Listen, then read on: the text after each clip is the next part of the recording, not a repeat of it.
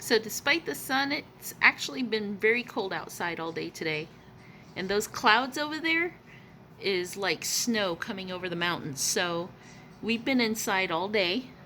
We went outside for a little bit, cleaned up the chicken coop and grabbed eggs. But this is what I've been working on most of the day. I've been working on about 3 or 4 different things. And the first one, we're getting these babies replanted into the bigger pots here. Now you remember those butternut squash seeds that I said I pulled out of a butternut squash from the store? I planted the seeds. Now I have all these extra seeds right here. And I couldn't plant them all. And what I was doing is, to save room on this table, as you can see it's all full, I was trying to plant 3 seeds in each cup just to see what would start to sprout. Well, all of them did. And then there's tomatoes. This is the tomato section right here that my sister Shulamite sent me. And I moved all of them into their own cups.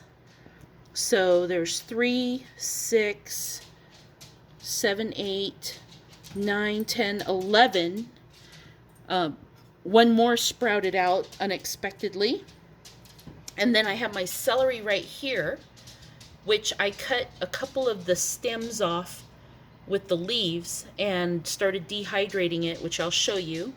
There's the mint, and I cut off the really big leaves at the bottom because it was kind of weighing everything down, and I'm dehydrating that with the celery leaves to make like a toothpaste substitute. And then all these are garlic. I even popped new pieces of garlic into some cups. All of these. And so you can see the ones I popped those in probably 3 days ago. And they're already sprouting. And then I have all those garlic cups and more garlic over here, but they're not looking so good. So that's why they're in the sunny section. Now these two, you notice, look like chocolate cake. It's the jalapeno seeds. So my video last week is I was dehydrating jalapenos, and I pulled the seeds out, and they're all planted in here.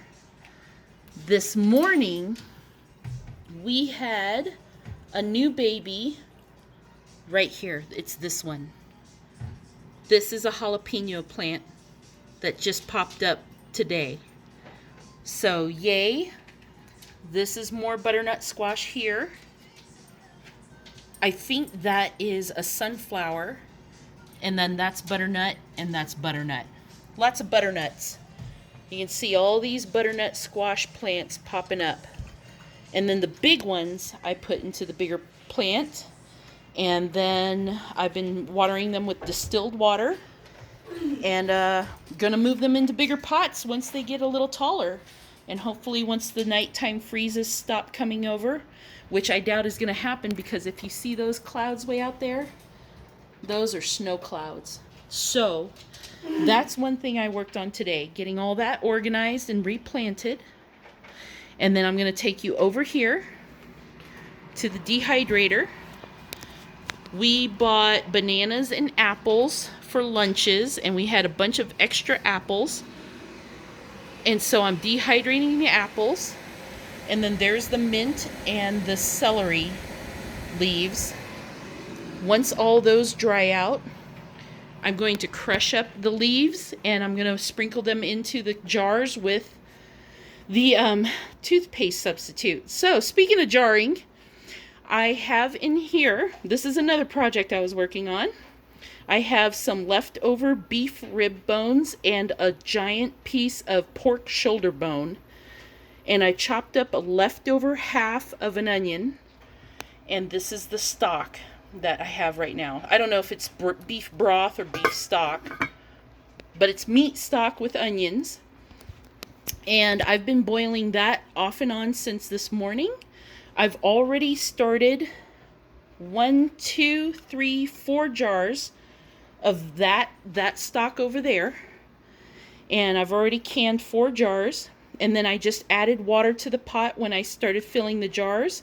And then started boiling it some more. So this is probably going to be the last batch, and I'm going to just pour those into these 3 jars here. I'm going to I've already washed them out, and I just need to sanitize them, and then I'm going to seal them.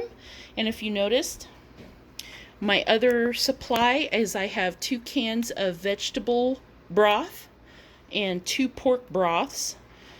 That one's going to be beef, pork, and onion. And then I didn't add the onion until after I canned these. And so these are just beef and pork. This one here is a jar of the jalapenos that I dehydrated. And those are the ones that I pulled the seeds from. I'm sorry, I only have one hand, so I can't open it up, but that's what they look like. They actually turned out beautiful. Just beautiful. And I could either grind these up and make them into a jalapeno spice powder, or just leave them like this and add them to a soup. And then this one, I've told you guys about last week.